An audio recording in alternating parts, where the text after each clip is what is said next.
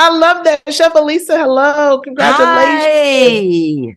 Oh my gosh, I'm so excited and so proud of you for this amazing show. Thank you Um, so much. Thank you yes. so much. That makes me, don't have me crying on here, but it makes Oh, me we so about to get happy. into it. I'm Chef Alisa Reynolds, classically trained, soul food raised, and I'm on a mission. We searching for soul food. Let's get it.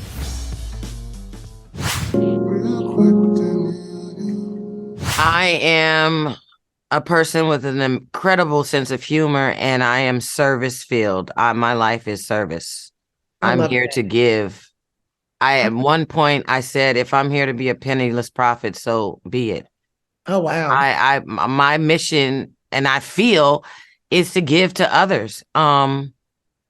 Life is that's success to me. It's not about what's in your pocket. It's who do you inspire. That's beautiful. I mean, Thank listen, you. anybody And that I'm a serves bitch, you, so don't get it twisted. that's I mean, somebody will watch this and be like, "She mean." I'm passionate. is. What we're trying to do here is like let people know the depth within these meals. Whenever I sit down at a table, it brings back those memories from when I was little.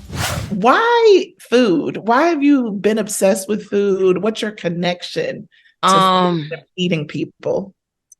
you know what? That's funny. I started my earlier career was production. I worked on Moesha.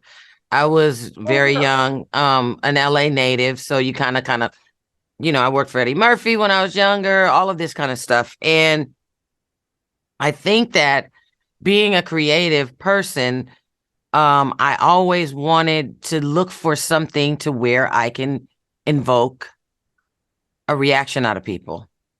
Mm-hmm. Humor, people laugh. Once I started playing with food, I couldn't look back. It was like I found it. I can change that person's day by making them something delicious. I can make this person happy by making this dish. And so I kind of tapped into that's what got me. It's more the reaction of people when I cook for them. And that's kind of what got me into food. I just started Mm. playing with it. And also I remember the first thing I cooked was like steamed broccoli, and that was like not in a black household at the time. My mom was like, what's with the steamed broccoli? And I was like, Mom, I discovered it. It's really good. And she also said that I used to play in butter, which is so ironic that I became a chef. When I was 2 years old, they had butter bells, butter bells that sat. Yeah. She always found my fingerprints in them all the time. I would climb up on the stuff and eat butter. So who would have thought? There it You is. knew. You knew Mm-hmm. little Lisa. She knew back in the day. Exactly. I love that. I'm curious because this show, there is something so truly refreshing about seeing, our food stories from our Yeah. living elders Yeah. and, doing so much to incorporate the history. And it's not like a specialty episode because I watch all the food shows. I love all Yeah. the shows, but it is the show. It's not like, oh, here's our Black episode, here's our Black history Yeah. episode. It's like a supreme offering for Mm-hmm. us. Yeah. We're losing recipes out I here. know. We Um, are. and I know you feel that as a chef. So I'm Yeah. curious because like learning that okra is a superfood and Yeah. little moments like that All that those you nuggets. have in the show, yeah, really spoke to my spirit because I think I'm from North Carolina and Mm-hmm. growing up with soul food, I didn't I was embarrassed by it until adulthood. Right. You know what Right. I Right. mean? Like, yeah, You, you know what I mean. because I My mean, mom people. too. Well, when I opened my restaurant, my 2 cents, my friends were like, my Black friends were like, "What are you Why would doing? you do that? Why are you? Exactly. You've been cooking this food. You've been cooking California cuisine and New American cuisine and French technique all this time. What are you doing?"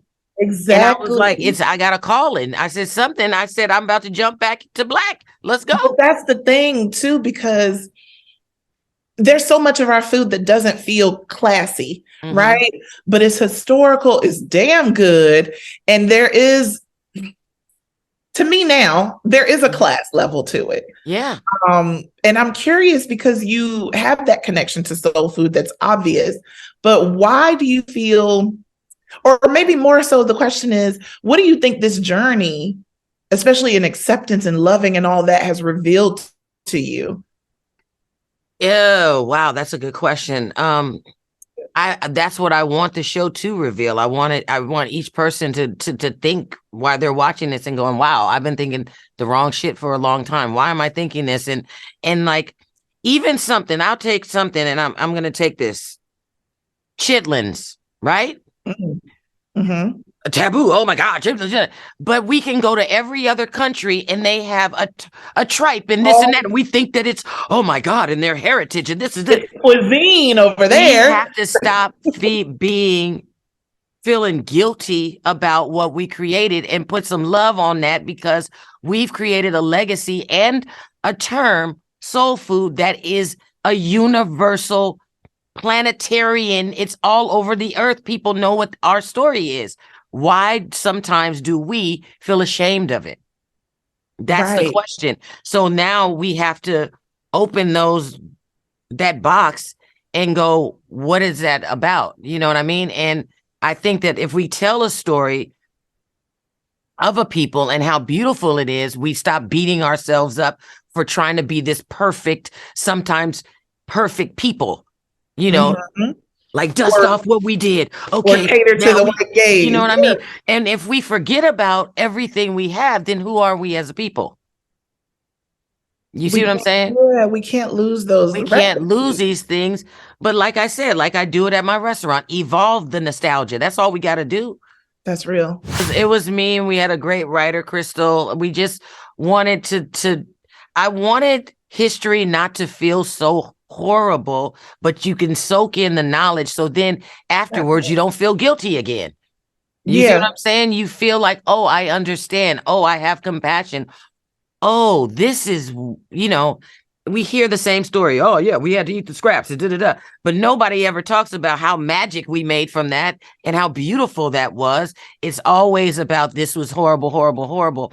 But if it was that horrible, that was our safe space. That was our love zone. That was how we had to live in it.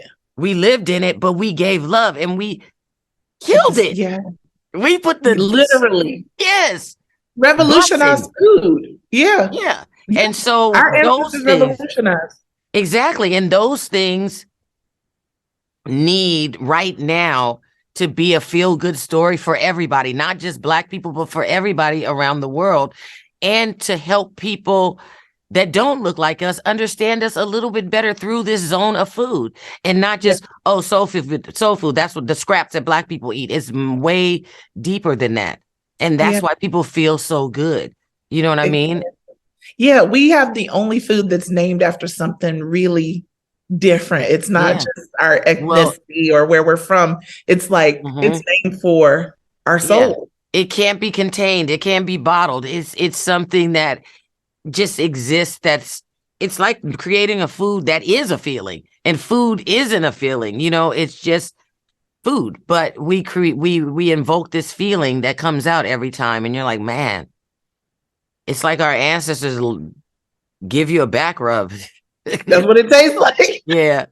But I used to be obsessed with the homeless when I was very young, and I always wanted to help. So that once all of this is over, I'm doing all of this stuff is so I can help people get off the streets at some point. So that's kind of like my life's mission.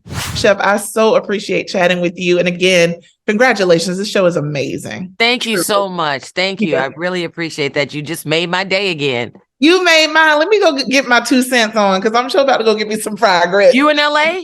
Yes, ma'am. Okay, we'll definitely come by. Thank you for supporting I would my little love baby to come business. you. Of course. Appreciate you. Have a good Take one. Care.